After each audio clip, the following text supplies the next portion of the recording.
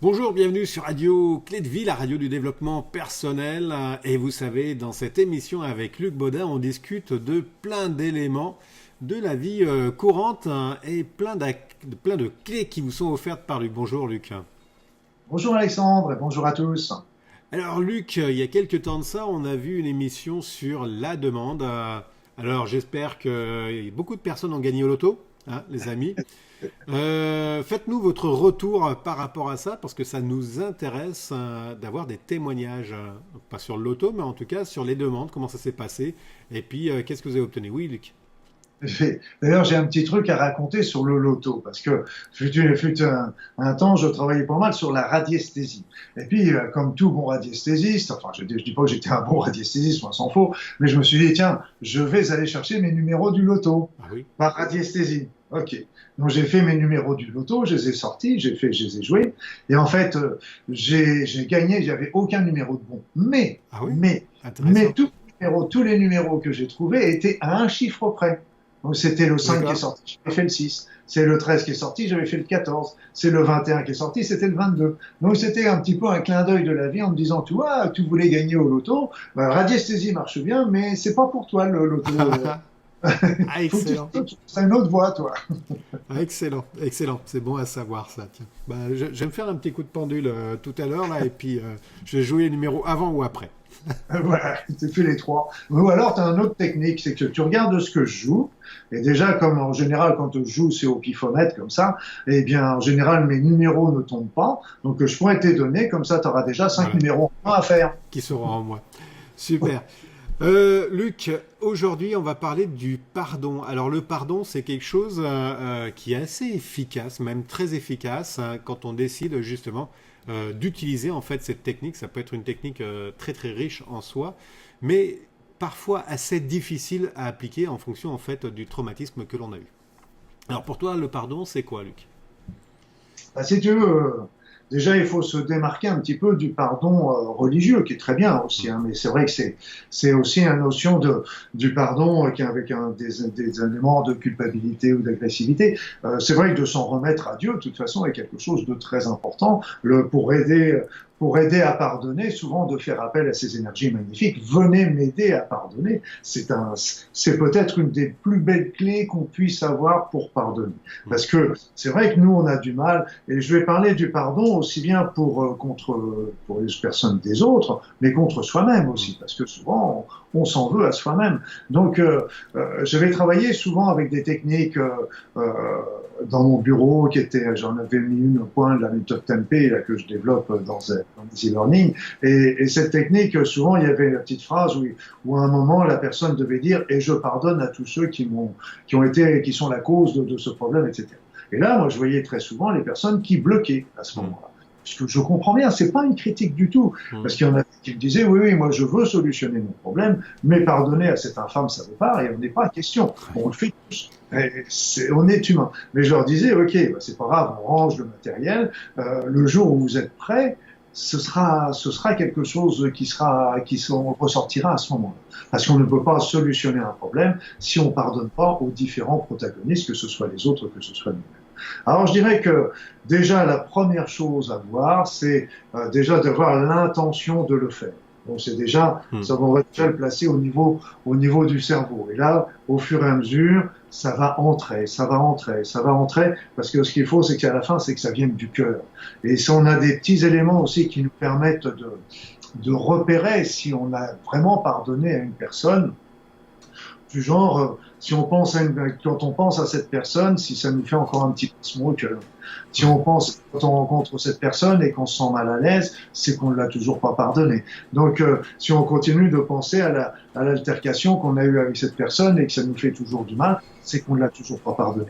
On l'a peut-être essayé de le faire intellectuellement, c'est peut-être fait intellectuellement, mais combien de fois j'entends des personnes qui disent oui, oui, j'ai pardonné, mais au fond de leur cœur, la souffrance est toujours là.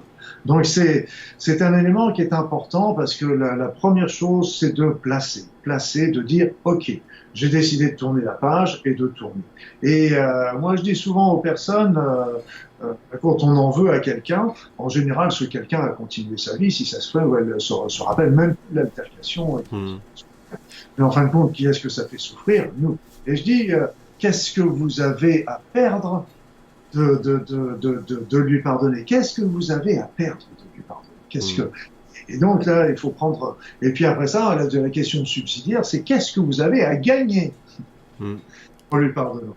Et là, on s'aperçoit qu'en fin de compte, on arrive qu'à se faire souffrir soi-même avec ces histoires-là. Et puis en fin de compte, on a gagné tout simplement la paix. Et surtout, tout ça, ce sont des barrières sur notre route qui nous empêchent d'avancer.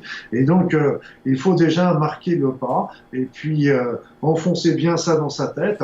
Après ça, il y a plein de techniques qui peuvent permettre aussi d'avancer pour ce pardon. Il y a les techniques comme l'EFT, l'Ho'oponopono, Aura. Donc toutes ces techniques qui sont là et qui sont super parce qu'on sont des techniques d'autonomie individuelle, mais la première chose c'est de le faire, et puis de le faire. Après ça, moi je donne souvent un petit exercice aussi. Je leur dis ok, vous allez capter l'énergie, prendre l'énergie qui est en vous, vous allez la condenser au niveau de votre cœur, et là ce que vous allez faire c'est que vous allez envoyer de l'amour à cette personne. Et là aussi c'est un geste, c'est un élément fort, parce que d'un seul coup, c'est la gomme de l'amour est toujours importante. Et la gomme la plus forte, c'est celle que j'ai dit au départ, c'est toujours, comme disait Einstein, un problème ne se résout jamais au même niveau qu'il a été généré. Donc il faut prendre un petit peu d'élever un peu le débat, et puis justement ne pas hésiter à se faire aider par la prière, par les êtres de lumière, par les saints, par ce en quoi on croit toujours. Mais c'est important parce qu'eux aussi vont nous apporter la paix par rapport à ça. Quand on parle de pardon comme ça, tu disais un des exercices c'est d'envoyer de l'amour. C'est pas toujours évident pour quelqu'un qui s'est fait agresser, par exemple, physiquement.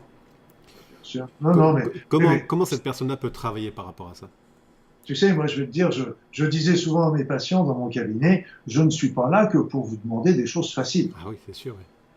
Parce que c'est sûr que quand une femme qui a été violée, comment l'effort, le travail que ça peut consister de faire ce pas du pardon, je comprends que ce soit énorme, je l'entends bien. Sauf que le problème, c'est que j'en ai vu beaucoup, et en fait, elles sont toujours dans cette peine, dans cette rancœur, et c'était quand même comme si cet affreux personnage était encore en train de les violer tous les jours. Je veux dire, tous les jours, elles sont en train de se ressentir salies par cet immonde personnage. Et donc, il faut arriver à passer le pas, et c'est ce que je te disais. Il y a des outils qui sont quand même extrêmement intéressants, performants. Après ça, je t'en ai donné quelques-uns avec le thé, Aura, le Ho'oponopono, etc.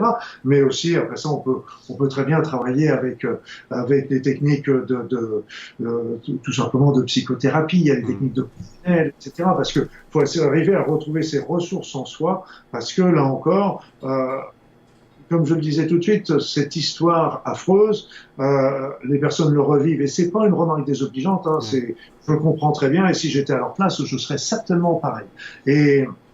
Mais seulement, elles le revivent tous les jours. Et seulement, leur vie, elle s'est arrêtée. Et c'est pour ça que ces zozos se sont peut-être pris un plaisir pour vraiment la minute de cet acte complètement débile. Mais seulement, ils s'aperçoivent pas que cette petite minute pour une vie entière de la femme qui est en face de lui. Et ça me fait des frissons partout, rien qu'en parler. Tu vois, ça me hérisse le poil, parce que il y a beaucoup de personnes qui ne se rendent pas compte des conséquences que ça peut faire sur les autres. Alors, qu'il en soit, il faut comprendre aussi que il est important pour ces personnes d'arriver à passer outre et de surmonter, parce que il y en avait un homme qui disait toujours pardonnez à vos ennemis, parce que c'est ce que vous pouvez leur faire de pire. Parce que c'est aussi un élément de prendre. Et là, par exemple, pour le viol, j'avais vu ça dans les pays asiatiques. Ils ont une notion du corps qui est différente de ce que nous on peut avoir en Occident. Il y a un petit peu plus de séparation, parce qu'elles étaient là en train de se dire, oui, c'est arrivé à mon corps, mais c'est pas arrivé à mon âme ou à mon esprit. Ça n'a pas touché mon âme, ça n'a pas touché mon esprit. Il y en a d'autres aussi qui retournent la situation en se disant, excuse-moi, de toute façon, notre corps, il est renouvelé complètement, entièrement, tous les 7 ans. Ouais. Donc, obligatoirement, au bout de 7 ans, il n'y a plus de traces Donc, ce sont des petits arguments intellectuels qui font. Et la première chose, c'est toujours est-ce qu'on est prêt à pardonner? C'est ça. C'est ça, il y a vraiment en fait un passage pour moi de la façon dont tu le dis et puis dans lequel je travaille aussi, c'est de prendre conscience en fait que c'est plus un poids pour nous et qu'à un moment ou un autre, il faut libérer ce poids-là, plus qu'en fait pour l'agresseur quel qu'il soit. D'accord ? Le fait de pardonner n'excuse en rien le geste qui est immonde. Par contre, le fait de pardonner permet de déposer justement ce fardeau. Hein. C'est ce que je comprends. Hein. Voilà, c'est le départ. Et puis en plus, quelque part, le pardon va transmuter cette haine, cette peur, ça dépend un petit peu de la raison, en amour. Et donc on arrive à transmuter. Et donc d'un seul coup, cette transmutation fait que on est bien, on est fait pour l'amour, on est fait pour vivre ça. Et tant qu'on est dans la haine et la rancœur, eh bien c'est évident que moi je me rappelle comme ça d'un monsieur dont j'ai perdu le nom, mais c'était pendant la Deuxième Guerre mondiale. Et lui, il avait été arrêté avec toute sa famille dans le ghetto de Varsovie. Quand les Allemands sont arrivés, ils ont fusillé sous ses yeux sa femme et ses enfants. Et lui s'est retrouvé déporté au camp de déportation. Et donc là, il a dit, de toute façon, moi j'avais le choix de faire comme tout le monde, c'est-à-dire de être dans la haine des Allemands, dans la haine de l'ennemi. Et puis lui, il a dit, j'ai pris le processus inverse. Et je me suis dit, ok, dans tous ces êtres, même s'ils font des choses absolument immondes pour leurs congénères humains, eh bien moi je considère qu'ils ont tous une étincelle divine. Et donc je vais regarder l'étincelle divine qui sont en. Et ce qui est assez extraordinaire chez cet homme, c'est qu'il est resté, je dirais, je ne sais plus si c'est 2 ans pratiquement en camp de déportation, alors que la durée de vie d'un déporté était de quelques mois. Tant et si bien que quand les Américains sont arrivés et qu'ils l'ont vu et qu'il lui était encore à peu près vaillant, alors que ses congénères qui étaient là que depuis quelques mois étaient beaucoup moins, eh bien ils ont même pensé que c'était un collaborateur des Allemands. Les autres expliquent que c'était ça. Et comment lui, il a expliqué que j'ai métamorphosé ma haine en amour et ça m'a permis de vivre. Et c'est une belle leçon que nous a donnée. C'est là où je reviens sur ce que tu disais tout à l'heure de transformer en de l'amour une haine, et on s'aperçoit physiquement d'ailleurs que quand tu fais cet exercice de ramener toute une énergie d'amour au niveau de ton cœur, tu la sens presque physiquement et tu sens vraiment en fait tout cet amour jaillir. Et ça tout à fait par rapport à l'exemple que tu donnes. Il y a un autre exemple qui est un prisonnier américain au Japon, me semble-t-il, où c'était une personne qui avait fait les Jeux Olympiques et qui a été prisonnier au Japon et qui a subi des sévices terribles et qui aurait eu toute raison d'en vouloir en fait à leur geôlier et notamment en fait au responsable du camp, lui a complètement pardonné à la fin de enfin un petit peu plus tard aussi, mais en tout cas lui a complètement pardonné parce que lui aussi il voyait plus l'étincelle à l'intérieur de cette personne, l'étincelle d'amour, plutôt que tout le côté haineux et désagréable en fait de l'enveloppe. Tout à fait. Mais il y a un film qui a été tiré de cette histoire. Et en plus, ce qui était intéressant, c'est que, là encore, ça porte à réfléchir, c'est que quand il était retourné, il est retourné plusieurs fois au Japon, etc. Et il a essayé de revoir, il savait qui c'était, ce chef de camp, il a essayé de le revoir plusieurs fois, et ce chef, lui, a fait cette action en ouvrant son. Et ce chef de camp a toujours refusé. Et donc, lui était visiblement dans ce sentiment de culpabilité. Mais donc, c'est aussi intéressant de voir cette réaction à la fois parce que ça lui a permis de tenir dans des situations absolument atroces et puis l'autre qui a dû finir complètement rongé par. Il y a des grandes chances. Justement, pardonner, c'est ce que je disais, ça enlève un poids, ce que tu disais aussi, il y a plein de choses. Ça peut passer par des petits pardons aussi, quotidiens. Oui, c'est des petits gestes, parce que je te dis, il faut déjà les faire rentrer notre esprit. Et puis simplement, quand on repense à l'aventure, pour pas parler donc à l'aventure négative, à la situation négative qui nous fait mal, à ce moment-là, au lieu d'en renvoyer une pensée négative, envoyons une pensée positive. De rachat. Et puis quand c'est des pensées négatives sur nous aussi, parce que là aussi on s'en veut souvent, de ne pas avoir fait ceci ou d'avoir fait cela, etc. On s'en veut. Et puis ce qu'il faut, moi je donnais souvent un petit geste, souvent je dis aux personnes, mettez-vous de temps en temps la main sur le cœur et puis répétez-vous je m'aime. C'est ça, oui. Et en toute conscience aussi. Et ça c'est aussi des éléments. Il y en avait parce que pour terminer, peut-être, je ne sais pas si on a combien qu'on a de temps. On est en train de dépasser là. Youpi, les affaires. Non, on est dans la moyenne nationale. Donc, je vais vous raconter l'histoire du billet de banque. Il y a un monsieur qui sort un billet de banque. C'était un professeur. Il sort un billet de banque de 20 euros ou 20 dollars. Et puis, il demande à ses élèves, qui est-ce qui veut ce billet? Donc, tout le monde lève la main. Après ça, il prend le billet, il le froisse. Et maintenant, il dit, qui veut ce billet? Tout le monde lève la main. Après ça, il prend ce billet, il le froisse, il le met par terre, il le marche dessus, il le piétine. Il le prend, il le montre à ses élèves, et il dit, qui est-ce qui le veut? Tout le monde lève la main. Il dit, voilà, vous avez eu une excellente leçon aujourd'hui. Parce qu'en fin de compte, dans la vie, vous serez souvent froissé, humilié, dévalorisé, etc. Mais comme ce billet, vous garderez toujours la même valeur. Ouais. Ça, c'est qu'il faut passer de l'oubli. On va finir sur ça, Luc. Il y aura encore beaucoup de choses à dire, mais c'est vrai que c'est une très très belle image sur la valeur de la personne.